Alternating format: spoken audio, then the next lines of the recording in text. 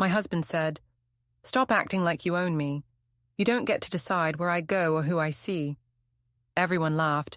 I just smiled and said, "You're right. We're not together anymore." That night when he came home, his key didn't fit. I'd already changed the locks. The neighbor gave him a message he'd never forget. They laughed for 17 seconds. I counted each one while standing frozen in my burgundy dress, champagne glass trembling in my hand, as Ethan's words echoed through the decorated conference room like a banner of my humiliation. "Stop acting like you own me, Clara. You don't get to tell me where I go or who I'm with." 20 colleagues from his company had watched him dismantle our marriage, their amused faces blurring through tears I refused to let fall. Now, at 5:45 a.m., the morning after, I stood in our 19th floor apartment, making his coffee with the precision of someone preparing for a quiet demolition. The locksmith's business card was already tucked in my pocket, and my phone showed 3 missed calls from the divorce lawyer I'd contacted from the parking lot. While those 17 seconds of laughter still rang in my ears, the coffee maker gurgled its familiar morning tune as Ethan slept peacefully in our bedroom, unaware that his public show had triggered something irreversible. 2 sugars, no cream. I'd made that exact combination 5,110 times over 14 years. This would be the last. My hands moved automatically, while my mind replayed every moment from the party, the way Brad had clinked his whiskey glass against Ethan's after the announcement, as if they'd rehearsed my humiliation, the way Chloe from accounting tried not to look at him, her pink nails tapping her clutch, and the scent of cinnamon and cologne filling the air as my world split open. The Minneapolis skyline stretched beyond our floor-to-ceiling windows, the buildings cutting through fog like accusations. This apartment had been my father's last gift to me. His inheritance turned into what Ethan called our investment. He'd never paid a cent toward it. My consulting business, built from nothing while I supported him through his MBA, had covered it all. Yet over time, the story changed. Ethan talked about his apartment, his view, his success. Before we dive deeper into this story, I have one small request. Please subscribe, drop a like, comment, and hit that hype button to boost this channel so more people can discover these incredible stories. My name might have been on the deed, but possession, I'd learned, was about perception, not paperwork. I heard him stir in the bedroom, the rustle of the 1,500 thread count Egyptian cotton sheets I'd bought with my year-end bonus, while he complained I spent too much. The irony wasn't lost on me. Nothing was, not after last night's clarity. "Clara," his voice called, rough with sleep, the tone that once made my heart skip, but now just sounded like gravel. "Coffee ready on the counter?" I asked, my voice calm and steady, like a morning news anchor delivering bad news. His footsteps padded across the hardwood floors we'd argued about. He wanted marble, I wanted warmth. We compromised on hardwood, which meant I paid for something neither of us liked. He came out wearing his Princeton boxers, stretching his shoulders like he owned the air. Ethan kept himself in shape, as if muscle tone could cover moral weakness. At 41, he still looked like the man I'd married at 27, except now I could see the empty frame beneath the surface. "What time did you get home last night?" he asked, not even looking at me as he grabbed his mug. "Around 11, I lied easily. In truth, I'd spent hours in the parking garage making phone calls, wiping away ruined makeup, and later talking with Franklin the doorman until 2 in the morning. A conversation that changed everything I thought I knew about Tuesdays. Ethan grunted, scrolling through his phone. "Brad's sending over the investment paperwork today. Need your signature by 5. The words hung between us like leftover smoke. Brad's startup, a crypto scheme wrapped in buzzwords, needed my father's inheritance, the $400,000 that represented 30 years of his work and broken hands. Ethan had been pushing me for weeks, less asking than expecting. "I want to see the business plan first," I said, same as every time before. He looked up, his blue eyes narrowing with practiced irritation. We've been over this, Clara. Brad went to Wharton. He knows what he's doing. So did the guys at Enron. His jaw tightened. He set his mug down hard enough to make a sharp sound against the granite. Why do you always have to make things difficult? This is why I said what I said last night. You try to control everything. There it was, the bridge between his public humiliation and his morning gaslighting. I'd learned his rhythm: humiliate, then blame me for being humiliated, demand, then accuse me of demanding, take, then call me selfish for noticing. You're right, I said, voice smooth as the silk blouse I'd worn to my own execution. I shouldn't try to control things like my own inheritance or my own life. He missed the bite in my tone, already convinced he'd won. Exactly, he said. When you're reasonable, everything works better. He kissed my forehead, a gesture that felt like a property mark, and added, Wear that burgundy dress again tonight. There's another client event at the Marriott. My stomach turned. The same dress as last night, he said with a smirk. It looked good on you. Powerful. He lingered on the last word, mocking the compliment the saleswoman had given me when I'd told him about it. Besides, these clients weren't at yesterday's party. No one will know it's the same dress. Except I would. I'd know I was walking into that room wearing my humiliation, wrapped in the same fabric that had soaked up 17 seconds of laughter. That's when I realized. He wanted me to wear it. He wanted me marked, branded by his public performance while he pretended to be the loving husband tonight. I'll think about it, I said, my tone as flat and neutral as a peace treaty. He was already halfway to the bedroom, dismissing me with the arrogance of a man who'd never had his locks changed. Don't overthink it, Clara. It's just a dress. But it wasn't. It was every small surrender, every quiet apology, every time I dimmed myself so he could shine. That burgundy dress was another costume in the long play of our marriage, one where he wrote the script and I'd forgotten I could walk off stage. My phone buzzed. Laura, the divorce attorney. Room in my schedule at noon if you're ready to proceed. I looked at the locksmith's card, then at Ethan's mug, his lipstick-shaped coffee stain still on the rim. The sunrise spilled across the kitchen, bathing everything in gold, and suddenly it all looked temporary. Fragile, like a stage set, ready to be torn down. Actually, I called toward the bathroom over the sound of his shower. I know exactly what I'm wearing tonight. What he didn't know was that I'd be wearing it alone, in my apartment, behind my new locks, in the life that finally belonged to me. The laughter had stopped echoing. What I heard now was my heartbeat, steady and sure, counting down to freedom. Ethan's hand pressed against my lower back as we entered the Marriott's ballroom. His fingers splayed across the burgundy fabric like a claim. The touch didn't feel protective. It felt like possession, the way someone might guard something they planned to cash in. The room sparkled with holiday excess, gold garlands, crystal centerpieces, too many twinkling lights. The air was heavy with perfume, bourbon, and ambition, sharp, metallic, desperate. Remember, Ethan murmured in my ear, whiskey thick on his breath, these are important clients. Try to be pleasant. Pleasant. After what he'd done, the words scraped down my throat like glass, and then I saw her, Chloe from accounting, standing at the bar in a burgundy dress nearly identical to mine, lower neckline, shorter hem, but unmistakably the same shade. Her blonde hair fell down her back like a curtain of betrayal. Natalie, Brad's wife, appeared beside me with 2 champagne flutes. Her eyes flicked from Chloe to me, landing on Pitty. Clara, you look lovely, she said, forcing a smile. Interesting color choice tonight, I replied evenly, watching as Ethan spotted Chloe. His hand dropped from my back like I'd turned to fire. His pupils widened, his mouth slackened, and for 3 seconds I disappeared. In those 3 seconds, I saw every late meeting, every Tuesday afternoon, every secret text. Chloe turned then, meeting my eyes over his shoulder. She looked startled at first, then lifted her chin slightly, a quiet challenge, wrapped in a polite smile.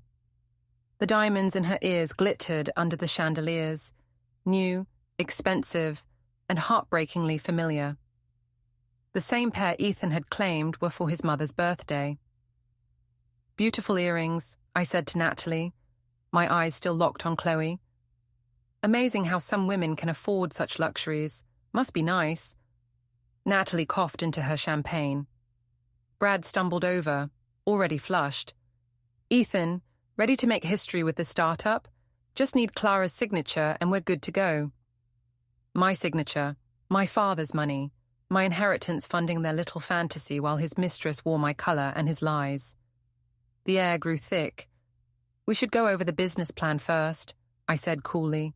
"I haven't seen any numbers, no projections, nothing but promises." Ethan's face darkened, that dangerous red creeping in. "Clara, we've discussed this." "No," I said, voice sharp as the edge of a broken glass. "You talked. I listened." I took a sip of champagne, letting it burn. "It's $400,000, Ethan. My father's." "Our money," he snapped, loud enough to turn heads. "It's our money, Clara." "Or have you forgotten what marriage means?" Brad laughed nervously. "Hey, let's not turn business into..." "Into what?" I cut in. "Accountability, transparency, protecting assets." The room quieted. Chloe drifted closer, pretending to study a painting, but staying within earshot, her perfume clinging to the air.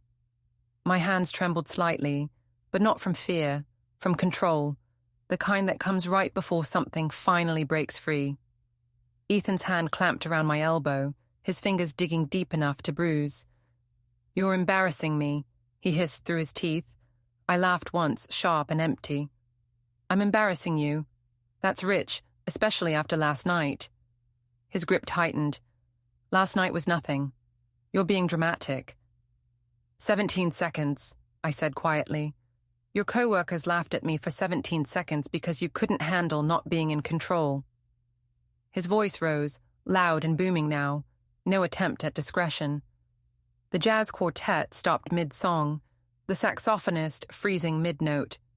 "You always do this, Clara. You act like you own me, like I can't make a single decision without your permission." The whole ballroom went still. 50, maybe 60 people dressed in designer suits and sequins, drinks worth more than a paycheck in their hands, all watching the second act of my humiliation unfold. Chloe turned toward us, face unreadable, body tense like she'd been waiting for this. Ethan jabbed a finger toward my chest, not touching, but close enough to make his intent clear. "Stop acting like you own me, Clara. You don't get to tell me where I go or who I'm with." The exact same words as last night, only this time clients instead of co-workers, his mistress instead of silence, and an audience waiting to see if I'd break again. My hand trembled slightly as I set my champagne flute on the marble table beside me. The sound of glass meeting stone cracked the air like a gavel. Inside, I was splintering. 14 years of marriage, of bending, of swallowing pride, all fracturing at once. But my voice, when it came, was steady. "You're right," I said clearly, loud enough for every single person to hear. "We're not together anymore." The silence that followed was so complete it made my ears ring. Ethan's smug smile faltered, twisting into confusion. His mouth opened, closed, then opened again like he couldn't breathe. "What did you just say?" His voice cracked. I repeated calmly, "You're right. I don't own you. You don't own me. We're done." I turned away from his stunned face, from Chloe's flicker of satisfaction, from Natalie's wide-eyed pity, from Brad's awkward shuffle. My heels struck the marble, sharp, even, final, each step lighter than the last, as if gravity had finally loosened its hold on me. Somewhere behind me, a whisper floated through the hush. Leah from IT, her voice soft but sure. "Good for her." Then louder, for me to hear. "Good for you, Clara." I didn't look back. Outside, in the parking garage, the December air bit into my skin. Snow was falling thick and slow, sticking to my hair and dress as I fumbled with my keys. Inside the car, I sat in silence for a long minute, letting the cold fade from my fingers, letting the quiet become strength. Then I picked up my phone and made 3 calls. The first was to Laura. She answered on the second ring. "Clara, it's late. Are you—" "I'm ready," I said. "Can you file the papers tomorrow?" A pause. Then, softly, "I've been waiting years for this call. I'll have everything ready by morning." The second was to Carla, the emergency locksmith. Her voice was steady, practical, kind. "We can be there tonight," she said. "Changing locks after midnight's our specialty." The third call went to Adam, my brother. "I need a storage unit," I said. "How big?" "Big enough for a man's entire life." He didn't hesitate. "I'll have one ready by midnight.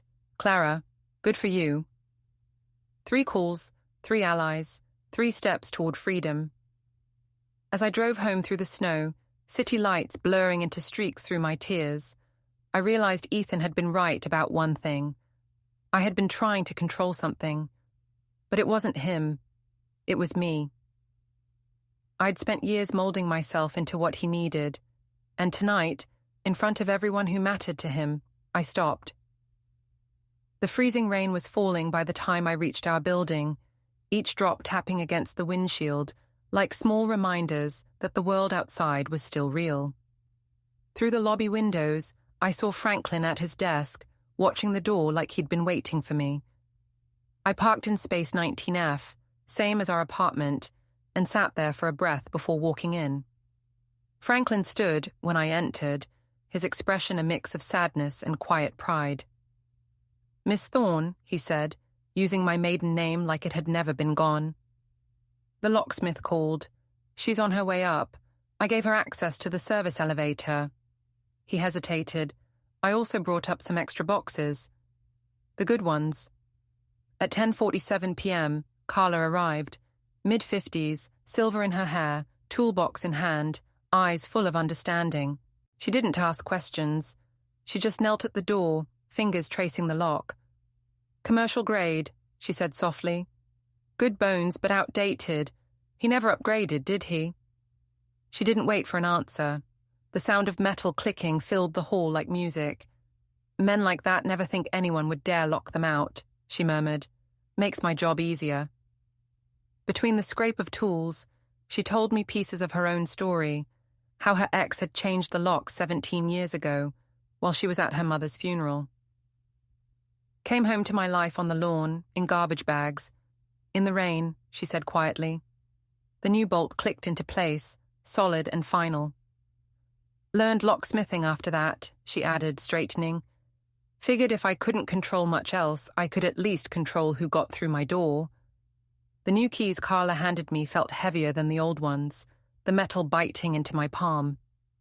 "Military grade," she said with a small, satisfied smile. "These can't be copied at some corner shop. You ever need duplicates, you come through me." She slipped me a card. "My personal number's on the back, whether it's an emergency or you just need to talk." While she packed up her tools, I began what I could only describe as the careful excavation of a marriage. Each object of Ethan's became a relic to be catalogued and boxed. His Harvard MBA diploma, the one he insisted on hanging over our bed for inspiration, went into bubble wrap. I scrawled on the box, educated but not enlightened. The Rolex I'd given him for our 10th anniversary, a gift worth 3 months of consulting income, went into its original case with a note inside. "Time's up." My hands moved with steady rhythm, each labeled box a quiet declaration of independence. His prized first edition business books became a set of unread trophies. The golf clubs he'd bought with our tax refund, claiming it was his bonus, were tagged borrowed dreams. Then, behind the golf bag, my fingers brushed against something soft, pink cashmere, a scarf, expensive, and saturated with Chloe's perfume. I held it under the light, the fabric shimmering with betrayal. But instead of rage, I felt something like peace. Proof. And proof, I realized, was a strange kind of freedom. I folded it neatly, placed it in its own box, and wrote, Tuesday afternoons. Property of accounting. Franklin appeared in the doorway, dolly in hand. "Brought this up," he said simply, then began stacking boxes without being asked. We worked in silence until he spoke, his tone gentle but firm. "Miss Thorne, there's something I should tell you." He adjusted a box, eyes avoiding mine. "I've worked here 15 years. I've seen every kind of marriage. Your husband, he thinks because he tips well and gives me Celtics tickets that I don't notice things. But I do. Every Tuesday when you're at Pilates, that woman from his office comes up through the service elevator. She stays an hour and a half, leaves the same way." The truth didn't hurt. It only confirmed what I'd already known. "How long?" I asked. 6, maybe 7 months, he said. "Started right after your father's funeral." His jaw tightened. "You deserve better than a man who can't even cheat with decency. At least go to a hotel, not the bed his wife sleeps in." We kept working after that, his words settling into me like armor.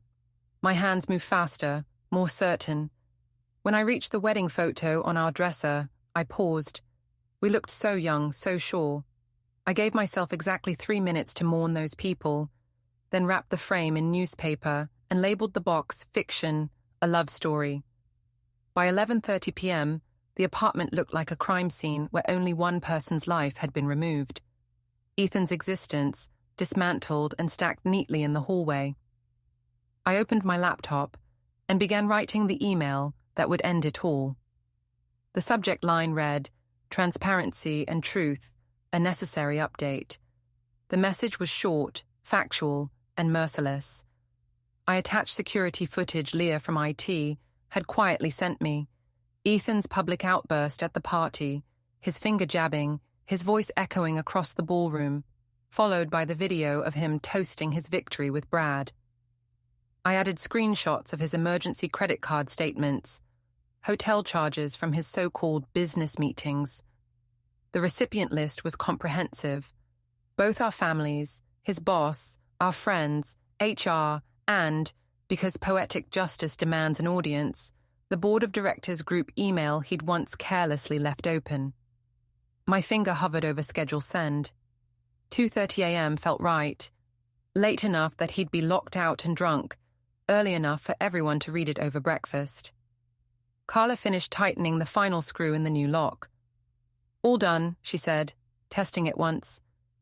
"Your fortress is sealed." I walked her to the elevator, Franklin following with her toolkit. As we waited, Carla looked at me with knowing eyes. "The first night's the hardest," she said softly. "You'll want to take it back, to return to the familiar pain. Don't. Tomorrow you'll realize how different the air feels when you're not suffocating." The elevator opened, and she stepped inside. Franklin paused before joining her. "I'll be at my desk all night, Miss Thorne," he said quietly. "If you need anything, or just don't want to feel alone." I stood in the hallway, surrounded by the stacked boxes of Ethan's life, my phone glowing in my hand. This apartment, my apartment, finally felt like mine. At exactly 11:45 p.m., I hit send. The confirmation flashed, email scheduled successfully, 15 minutes to midnight. In 2 hours and 45 minutes, Ethan would find his key useless. In 2 hours and 46, the world would know why. But right then, I had 15 minutes of stillness, alone in the quiet glow of my reclaimed home, new keys heavy in my hand. The locks were changed, the email queued, the evidence packed. The operation was complete, and I was finally free. Midnight came with the chime of Judge Henderson's old clock through the thin wall. I stood there, tracing the grooves of the new keys, when I heard a door open in the hallway. Through the peephole, Judge appeared, draped in emerald silk, carrying a silver tea tray, as if midnight visits were the most ordinary thing in the world. She stopped in front of the boxes lining the hallway, reading the labels with the curiosity of someone studying evidence. Her fingers brushed over one that read Tuesday afternoons, and a knowing smile touched her face. 3 sharp knocks followed. "Miss Thorne," she said when I opened the door, using my maiden name like it was the most natural thing in the world. I believe we have a few hours before the main event. Care to join me for tea? Her apartment was exactly as I'd imagined. Walls filled with books, Persian rugs soft underfoot, and furniture that whispered old money and sharper judgment. She set a silver tea tray on a mahogany table and motioned for me to sit in a wing-back chair that probably cost more than Ethan's monthly car payment. I was a judge for 30 years, Judge said, her voice even as she poured the Earl Grey. I presided over every form of cruelty you can imagine. But the cases that haunted me weren't the violent ones. It was the quiet kind, the slow erosion of a woman's spirit disguised as marriage. She handed me a delicate porcelain cup. That's the worst kind, you know, the kind that makes you an accomplice in your own destruction. Moving to an antique desk, she withdrew a thick manila folder. I started documenting your husband's activities 6 months ago, she said calmly. Not out of gossip, out of concern. She spread the contents across the table, photos, timestamps, notes in meticulous handwriting. Every Tuesday, 1:15 p.m., the blonde arrives. Service elevator, he follows 10 minutes later. Both leave at 2:45. There was Ethan checking his phone, Chloe entering with that oversized purse, the two of them caught together, pretending not to see each other. Judge had built a case as precise as any prosecution, truth given weight through documentation. Why? I whispered. Because I was you once, she said simply. 40 years ago. Different man, same story. Back then, no one kept records, no one helped. Women just disappeared into their marriages until they showed up in my courtroom, hollowed out and without proof. Her hand hovered over one of the photos. I promised myself I'd never let another woman go through that alone. At 2:23 a.m., the elevator chimed. Judge crossed to her door and pressed an eye to the peephole. He's here, she murmured. I joined her, and through the fisheye lens, I watched Ethan stumble down the hall, drunk, disoriented, defiant. His keycard beeped once, twice, 3 times. He frowned, tried the handle, then slammed his palm against the door. Clara! His voice was slurred and sharp. Open the door! In seconds, irritation turned to fury. This isn't funny! Open the damn door! Judge arched an eyebrow toward me. I nodded. She opened her own door, teacup in hand, calm as if she'd been waiting her whole life for this scene. Mr. Lawson, she said, her tone cutting through the air like a gavel. Having trouble? Ethan turned, nearly losing his balance. My key, it's not working. How curious, she replied, sipping her tea. Then again, keys tend to stop working when one no longer lives somewhere. His eyes darted to the hallway, to the boxes marked with his name. What is this? The legal term, Judge said coolly, is personal property removal. Though I must say, the labeling is delightful. Tuesday afternoons, particularly creative. She gestured toward the pink scarf box. Your friend Chloe left that behind last week. Careless of her. Ethan's phone began to vibrate in his hand, buzzing with notification after notification. The 2:30 a.m. email had landed. His face glowed ghostly blue as the flood of messages came through. His mother, his boss, the board. You sent it to everyone, he muttered, voice cracking, then louder. You sent it to everyone. He started pounding on the door, fists echoing through the hallway. You can't do this. This is my home. I have rights. Judge calmly raised her phone and began filming. Please continue, she said dryly. Threatening behavior, forced entry attempt, intoxication. Clara's attorney will love this. Ethan froze mid-swing, eyes lifting to the security camera in the corner, the one I'd had installed weeks ago. The fight drained out of him in an instant. The same man who'd mocked me in front of co-workers now stood shaking, small and pitiful. Judge and I exchanged a look through the door frame, one of shared understanding about the kind of men who confuse dominance with strength. She kept recording as Ethan dropped to his knees, his voice softening to pleading. Clara, please, Let's talk. We can fix this. I believe she already tried, Judge said evenly. Twice. You chose humiliation over conversation. Now you're living with the result. Ethan gathered his boxes with trembling hands, mumbling about lawyers and fairness, as the elevator swallowed him whole. Judge turned to me, her expression softening. Would you like to watch the sunrise? She asked. I make excellent coffee for dawn revelations. We sat by her window, the city still cloaked in darkness but beginning to breathe awake. Judge opened a worn photo album to a page from 1983, her younger self in judicial robes, fierce and alone. My first husband was a surgeon, she said, brilliant, charming, and quietly cruel. He made me feel small for being smart, unworthy for being successful. It took me 10 years to realize the lock keeping me trapped wasn't on any door. It was in my head. She turned another page to a photo from her swearing-in ceremony. The day after I left him, I could finally breathe. But it was lonely. Back then, women didn't talk about leaving. They just endured, or disappeared quietly. The sky outside began to glow in soft pink and gold. Your generation is different, Judge said. You record, you share, you refuse to vanish into silence. She raised her coffee cup. To locks that change, both the kind made of metal and the kind made of fear. We sat in stillness, two women from different eras bound by the same truth. The city stirred below us, and somewhere out there, Ethan was waking to the collapse of the world he'd built on arrogance. Justice hadn't come with shouting. It came with poise, with documentation, with Earl Grey tea shared between survivors. The sunlight painted Minneapolis in amber tones, and for the first time in years, I felt at peace. Then, at exactly 7 a.m., my phone shattered the calm with a ringtone I'd hoped never to hear.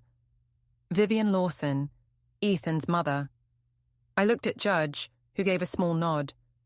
Sometimes allies come from the most unlikely places, she murmured. Vivian's voice trembled when I answered. Clara, I've seen the email, the video, everything. There was a long silence. What has my son done? For 14 years, she'd treated me like the hired help who'd conned her son into marriage. She'd mocked my background, suggested etiquette lessons, even told friends Ethan had married down for love. But this voice carried something I'd never heard from her before. Shame. He did exactly what you raised him to think he could do, I said, my voice steady. Take what he wanted without consequence. The sharp breath that followed was almost a sob. I raised him better than this. His father would be horrified. His father was having an affair with his secretary when he died, I replied evenly. Ethan just learned from example. The silence between us stretched until it broke under the weight of truth. When she finally spoke again, her tone was softer, fragile. I suspected. I just couldn't face it, any of it. I stared at the morning light glinting off Judge's coffee table. I'm keeping the Christmas china, I said. It's the only thing from your family worth holding on to. A pause, then a whisper. Keep it all, dear. The silver, the crystal, everything I said you weren't good enough to have. You earned it by surviving him. She hung up without goodbye, but it felt like the first honest moment between us. My phone buzzed again. Leah from IT, her voice alive with adrenaline. Clara, you won't believe what I found. Actually, you probably will. Judge poured fresh coffee and motioned for me to put her on speaker. After I saw the video, I did some digging, Leah said. Your husband's been using company resources, hotel rooms, dinners, all charged as business expenses. I tracked every Tuesday at the Marriott to the Henderson client account. Judge's eyebrow lifted. That's our biggest client, she muttered. It gets worse, Leah continued, her keyboard clattering. That startup he and Brad kept pushing. It doesn't exist. Brad's been investigated for fraud twice. The whole thing was a setup. To get your inheritance. My knees weakened, and I dropped into Judge's chair. $400,000, my father's life savings, almost stolen. I've sent everything to HR and the SEC, Leah said. His career's finished. As I hung up, messages flooded my phone, the digital collapse of Ethan's image unfolding in real time. Rachel from legal. We never liked how he spoke about you. Tom from sales. That video was brutal. You handled it with grace. Natalie, Brad's wife. I'm leaving him too. You showed me what courage looks like. But one message made me pause. It was from Mr. Whittaker, Ethan's boss. Miss Thorne, on behalf of the company, I apologize for the culture that enabled this. Mr. Lawson is suspended pending investigation. Would you consider consulting for us? We could use someone with your composure and clarity. I screenshotted everything, building my own evidence folder. Laura would want documentation of the full collapse. At 10 a.m., Franklin called from the lobby. Miss Thorne, there's a flower delivery here, Franklin said over the phone. 3 dozen roses. I refused them like you asked, but the delivery man insists they're prepaid and can't be returned. Donate them to the hospital, I said. Tell them they're from an anonymous donor celebrating freedom. With pleasure, Franklin replied. Also, there's a young man here who says he's Mr. Lawson's brother. Should I send him away? Vinny, Ethan's younger brother, fresh out of law school. Send him up, I said. I wanted to hear what Ethan had promised him. Judge offered to leave, but I shook my head. Witnesses are valuable, she said knowingly, settling in her chair. Noah arrived moments later, awkward and uncomfortable, his resemblance to Ethan softened by decency. He lingered in Judge's doorway, shifting his weight like a nervous student. Clara, I'm sorry to bother you, he began. Ethan said if I came here and convinced you to talk, he'd pay off my student loans. 70 grand. I'm guessing that's not happening. He doesn't have $70,000, I said gently. He's been living off my income for 2 years. His paycheck barely covers his suits and car. Noah's face flickered through disbelief, anger, and shame. That lying, he caught himself glancing at Judge. Sorry, he told me you were the one bleeding him dry with shopping and designer nonsense. My shopping habits include groceries and replacing worn-out work clothes, I said, offering him a cup of coffee. There are things about your brother you should probably hear. For the next hour, Noah filled in the blanks. Gambling debts from Ethan's MBA years, quietly paid by Vivian. A broken engagement to a banker's daughter, ended after her father discovered Ethan's lies about his family's wealth. Investment schemes at his first job, covered up by HR to avoid scandal. I always wondered why he kept so many secrets, Noah said, staring into his cup. Now I get it. He wasn't protecting privacy. He was protecting his con. When he finally stood to leave, he paused at the door. Clara, for what it's worth, the whole family knew you were too good for him. Even Mum, though she'd never say it. We just didn't know how to warn you. By noon, the entire Lawson empire had crumbled. Ethan's reputation, his career, his lies, all torn down by truth and consequence. I sat in Judge's apartment watching it unfold with a satisfaction that didn't feel cruel, just earned. Sometimes destruction is justice with better lighting. By 2, Judge's living room had turned into a war room. Laura arrived, her leather briefcase packed with strategy and precision. 20 years of dissolving marriages had honed her into a professional assassin armed with law degrees and color-coded folders. Judge offered to leave, but Laura waved her off. Stay. A retired judge as a witness, that's better than a confession. She spread documents across the table like a general before battle. The video from the party? Gold. Judge Henderson's testimony? Platinum. But Leah's embezzlement evidence? She tapped a red folder labeled fraud. That's diamonds. She walked me through the architecture of Ethan's downfall. His public declaration counts as constructive abandonment. The affair proves infidelity. The embezzlement, she smiled, shark-like, removes any claim to shared assets. He built his own trap. How long will it take? I asked. Depends, Laura said, sliding 2 timelines forward. Quick and clean. 90 days to final judgment, or slow and strategic. Let him sit in uncertainty while the fallout spreads. I thought of 14 years of gaslighting disguised as love, of being told I was too emotional, too controlling, too much. Let him sweat, I said. He made me question reality for over a decade. Laura's grin sharpened. Psychological warfare it is. At 3:30, Franklin called again. Miss Thorne, there's a young woman here. Chloe Mills. Says she has information for you. Laura looked up from her notes. Mistresses make excellent witnesses, she said dryly. Let her up. Chloe entered, looking nothing like the woman from the gala.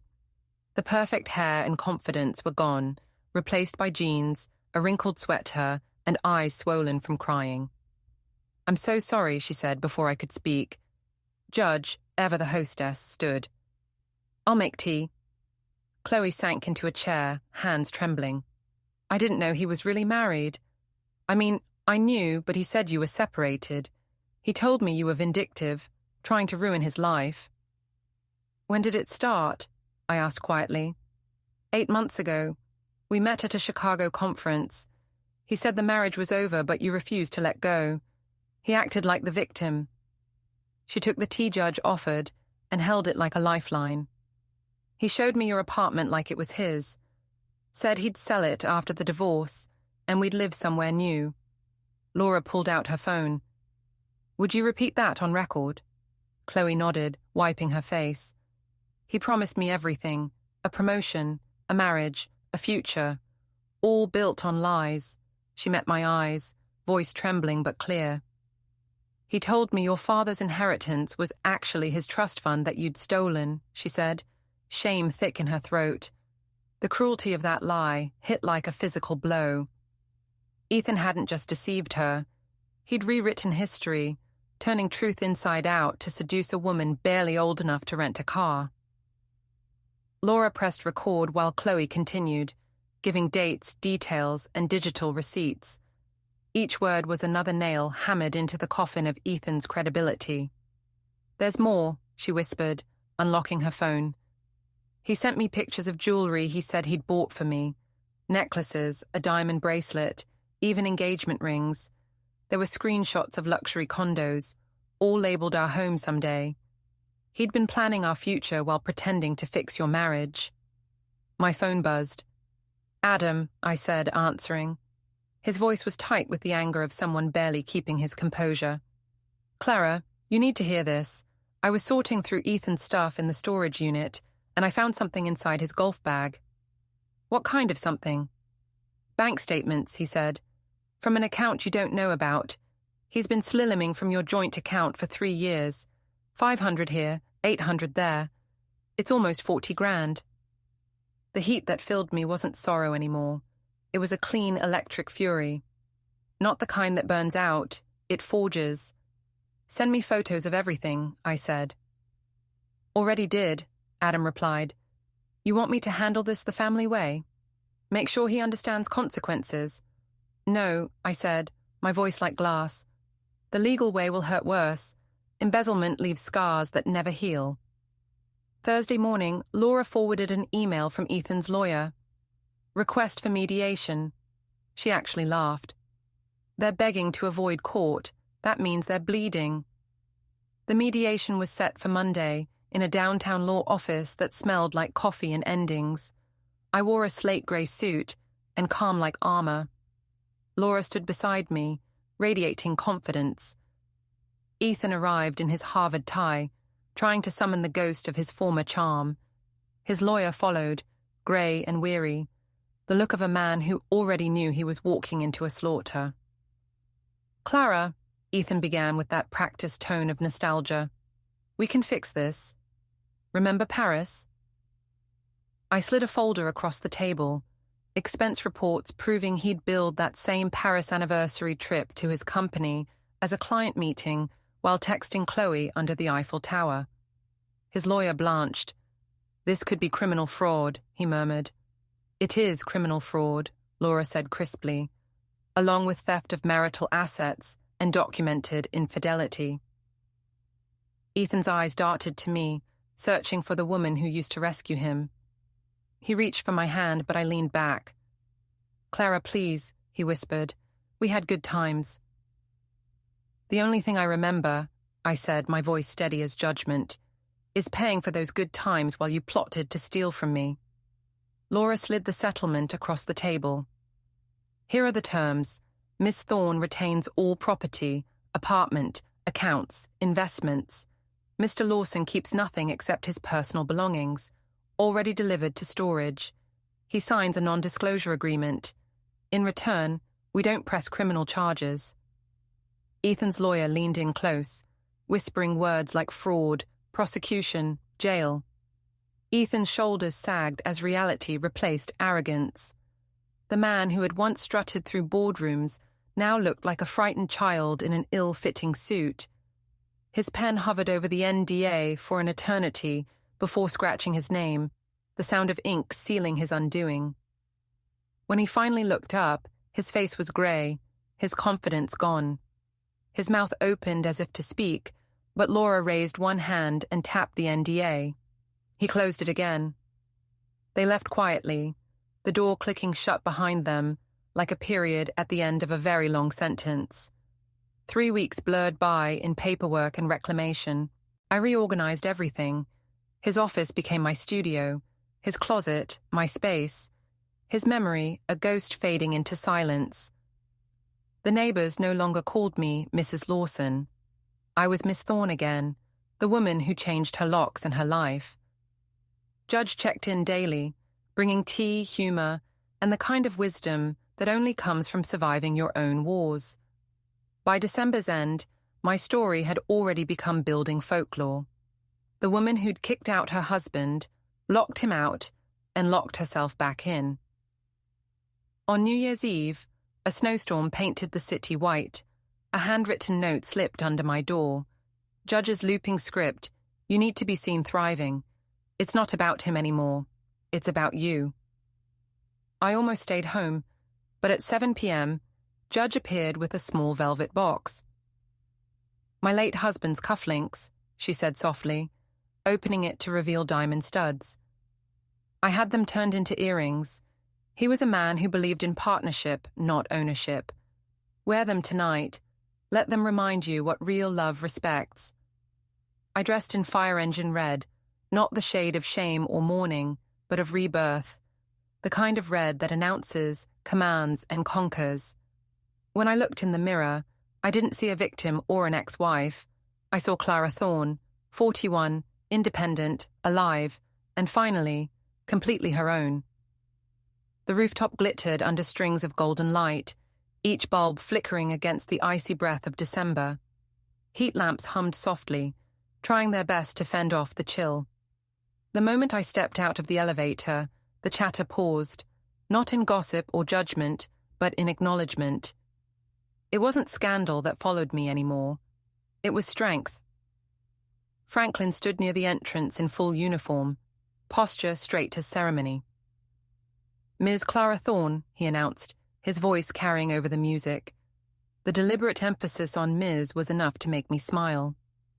The first round of applause came from Judge, of course, her glass raised high, but within seconds, it rippled through the rooftop like a spark catching dry wood. Dr. Lila from 12B lifted her flute with a grin. The Harrisons from 8C gave approving nods. Even the young professionals from the penthouse corner, the ones who usually scrolled through their phones rather than engage, were clapping. It hit me then. They weren't applauding my divorce or my vengeance. They were celebrating survival, the quiet, unglamorous kind that comes from choosing yourself when it would have been easier to disappear. For the first time in years, I felt seen for who I was, not who I belonged to.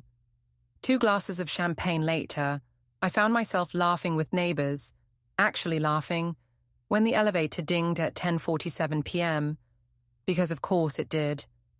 The universe had impeccable timing. Ethan stepped out, arm linked with Chloe's, wearing that same smug tilt of the chin that used to pass for confidence. He was dressed in the suit I'd bought him for our 10th anniversary, the same one he wore the night he toasted to forever. Chloe looked like she'd aged 10 years since I last saw her. Eyes downcast, body tense. The buzz of conversation didn't die this time. It shifted deliberately, like a current diverting around an obstacle. Groups turned their backs, conversations grew pointedly louder. When Ethan approached the bartender suddenly discovered a pressing need to restock in the back. When he drifted toward a group by the heaters, they scattered smoothly, reforming elsewhere with practiced social precision. Chloe's posture wilted with every step. This wasn't the grand re-entry Ethan had imagined. This was public exile. Her eyes flicked up, meeting mine across the room, and I saw it. Recognition, regret, the slow collapse of illusion. She understood now. She wasn't his victory. She was his prop. Franklin appeared before Ethan could take another step, flanked by 2 uniformed doormen I'd never seen at the building before. "Sir," he said in his calm, authoritative tone, "you're not on the resident list. Unless a current resident vouches for you, I'll have to ask you to leave." The silence that followed was absolute. 60 residents, people who'd once laughed at his jokes, accepted his invitations, toasted his promotions, stood still. No one spoke, no one stepped forward. The rejection was unanimous and merciless. Ethan's face deepened from pink to crimson. "This is absurd. I lived here." "Lived," Judge interrupted, stepping closer, her voice cool and final. "Past tense. The building's quite strict about who's allowed access these days." The crowd murmured approval, the kind of low sound that carries agreement. He looked around, searching for allies, but found only cold stares. And then, as if destiny itself had cued the moment, Judge's watch chimed softly, midnight. She took the microphone for the annual New Year's toast, her diamond bracelet flashing under the lights. "To new beginnings," she said clearly, her gaze sweeping across the crowd before landing on me. "To women who remember their worth after years of being told they had none. To men who finally learn that consequences, much like karma, don't miss their mark." She paused for effect, smiling faintly. "And to Ms. Clara Thorne, who proved that sometimes the best home renovation is simply taking out the trash." Laughter rippled through the rooftop, not cruel, but cleansing, like air clearing after a storm. Glasses lifted in every direction. The applause came again, louder this time, almost defiant. For a moment I let it wash over me, not as validation, but as closure. Then Ethan snapped. "This is a conspiracy. You've all turned against me." His voice cracked, high with desperation. "This is defamation, illegal." Judge regarded him like a judge handing down a final sentence. "Oh, Mr. Lawson," she said sweetly, "you're still here. How embarrassing." The room erupted in laughter, and then, in a stunning moment of grace, Chloe stepped forward. She pulled her arm free from his grip, shoulders squared, tears cutting through her foundation. "I'm sorry," she said softly, walking toward me. "I was stupid. He lied to me too. He said—" Her voice broke, but she steadied it. "I'm just... sorry." I nodded once. "Go live differently," I said quietly. She turned and left without another glance at Ethan. He stood there, hollow and shaking, surrounded by people who had already turned away. Leah from IT, ever the archivist, had her phone out, recording with quiet precision. "You've all ruined my life," he shouted, voice cracking. "You ruined your own life," Judge said into the mic, tone even. "Clara just stopped cleaning up your mess." The crowd murmured in agreement as security arrived. Real security this time, not doormen in suits. They moved in formation, calm but immovable. "Sir, you need to leave," one said firmly. Ethan tried one last pathetic threat. "I'll destroy you in court, Clara. You'll get nothing." Laura, who had been leaning elegantly against the balcony rail the entire time, let out a laugh sharp enough to slice through his delusion. "With what money, Ethan?" she called. "Your accounts are frozen, your job's terminated, your mistress left, and your lawyer's probably billing by the hour." Even your mother stopped defending you. She raised her glass, the bubbles glinting in the light. Happy New Year, Ethan. The crowd joined her toast, and as security guided him toward the elevator, the applause rose again. Less celebration now, more verdict. When the doors finally slid shut, a collective exhale swept through the rooftop. Dr. Lila clinked her glass against mine. Best New Year's party this building's ever seen, she said with a wink. Judge resumed the countdown from 10, her smile conspiratorial. As we all shouted the final one, champagne spilling, laughter echoing into the cold night, I felt something powerful settle inside me. Peace, not the quiet kind, but the earned kind, the kind that hums like victory beneath your skin. The fireworks outside burst over the Minneapolis skyline, reflecting in the glass around us. For the first time in 14 years, I wasn't waiting for the fallout of someone else's chaos. I was standing in the center of my own beginning, surrounded by witnesses who had become friends, and friends who had become my circle of truth. Judge squeezed my hand, her eyes gleaming. You did it, she said softly. You built your freedom. I looked up at the sky, at the gold light blooming and fading into smoke, and smiled. No, I said. I earned it. The new year had come like the quiet closing of one chapter and the beginning of another. Unfamiliar, unanchored, but deeply, beautifully mine.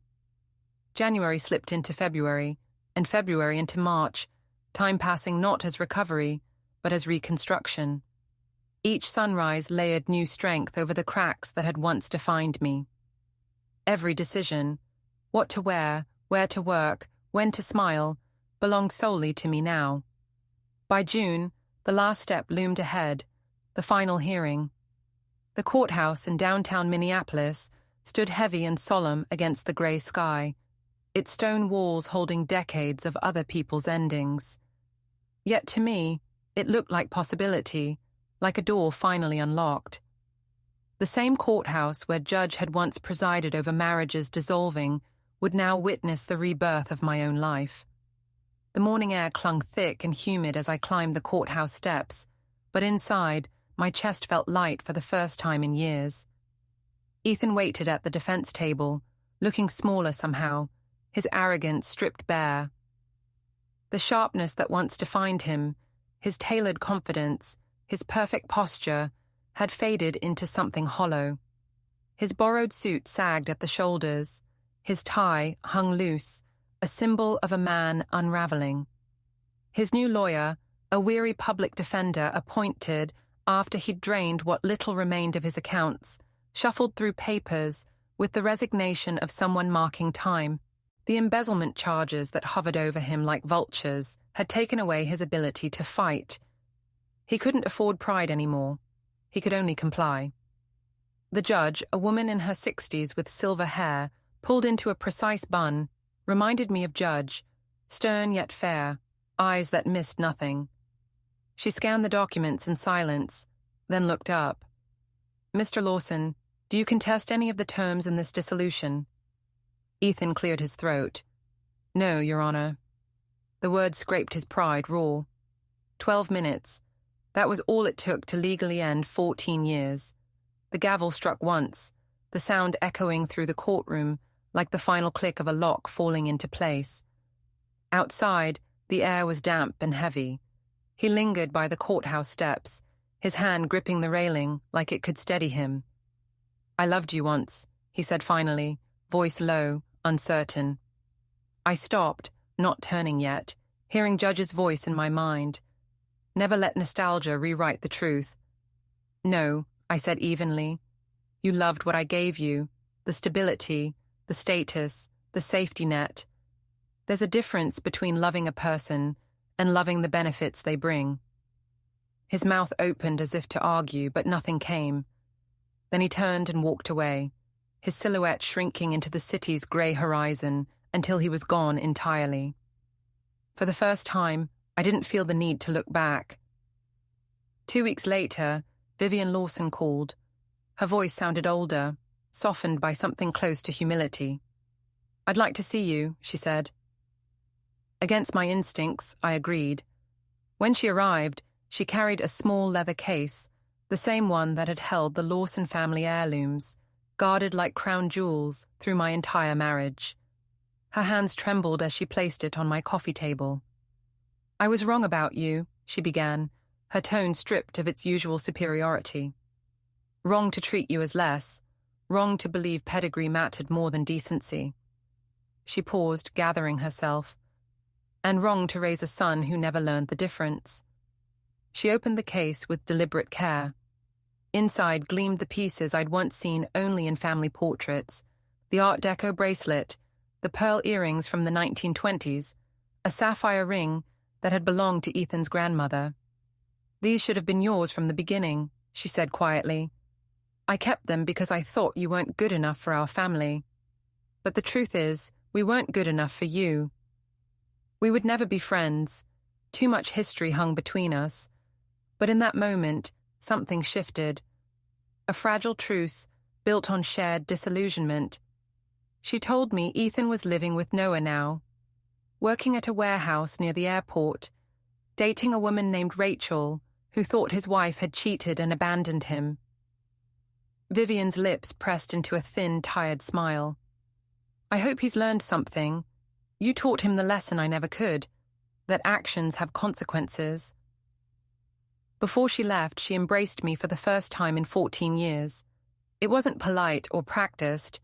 It was real. "Thank you," she whispered, "for not destroying him completely." "I didn't have to," I said. "The truth did that for me." By September, Thorne Consulting had become one of the fastest-growing firms in Minneapolis. The story of the woman who changed her locks had spread through business circles like legend, half gossip, half inspiration. CEOs sought me out, not just for strategy, but for strength. "If you can plan a divorce like a military campaign," one client joked, "imagine what you can do for my merger." I moved into a new office with floor-to-ceiling windows that actually opened, a luxury I hadn't realized I needed until the first breeze hit my face. Freedom smelled like fresh air, and coffee brewed to my taste. Judge still visited weekly, her wisdom a steady hum in the background of my rebuilt life. Together, we started something unexpected. The Lock Club, a small group for women reclaiming their own doors, literal and metaphorical. They came from every background, executives, teachers, mothers, students, each with a story of confinement, each learning to turn their own key. "We should write a book," Judge said one afternoon, as we listened to a newcomer share her story. "Call it Changing the Locks, a guide to reclaiming your life."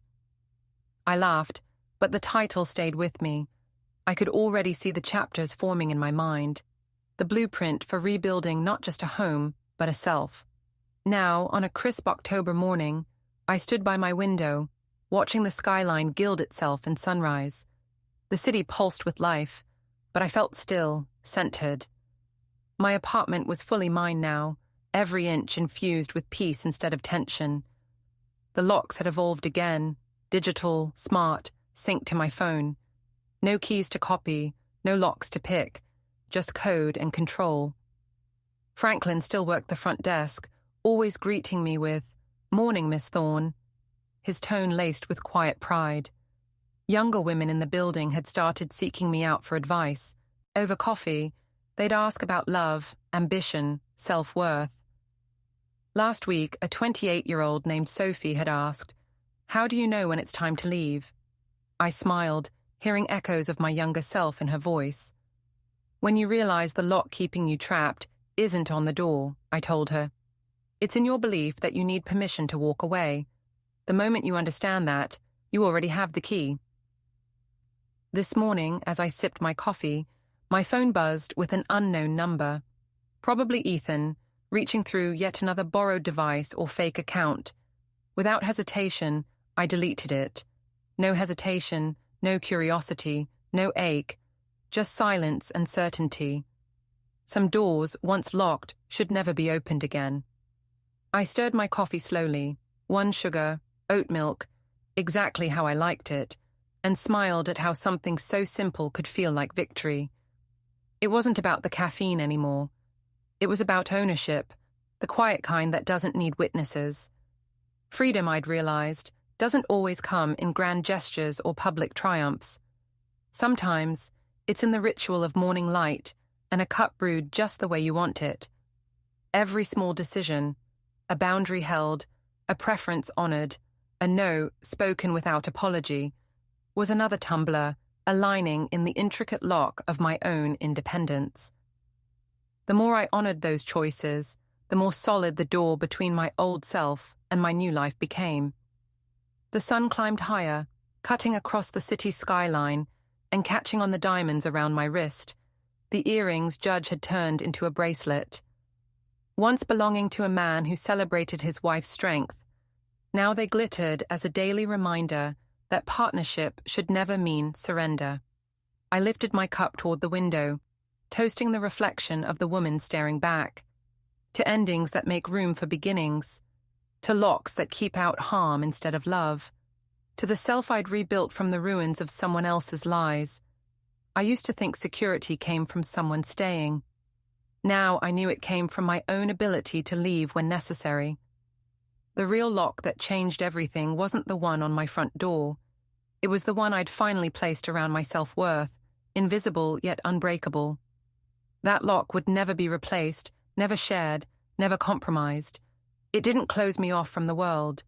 It protected the core of who I'd become. A woman who knew the cost of silence, who understood that safety isn't submission, and who no longer needed permission to exist on her own terms. The city below buzzed with the hum of another workday, and for the first time, I felt entirely in sync with it, no longer a spectator, but part of the rhythm. Somewhere out there, Ethan was still trying to fix a life built on pretense, but that was no longer my concern. My world no longer revolved around him or anyone else's orbit. It spun freely now, by my own gravity. I took another slow sip, feeling warmth spread through me that had nothing to do with the coffee. A quiet smile pulled at my lips. I was free, and not in defiance, but in peace. The kind of peace you don't shout about, the kind you simply live. So, if you found yourself cheering for Clara through every betrayal, every plan, every quiet triumph, now's your turn. Hit that like button. Tell me in the comments what moment made you root for her the hardest. Was it when she locked him out?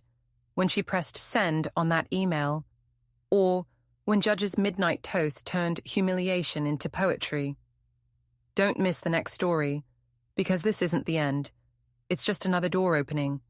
Subscribe, hit the bell, and come back for more tales of courage, karma, and women who refuse to be locked out of their own lives ever again.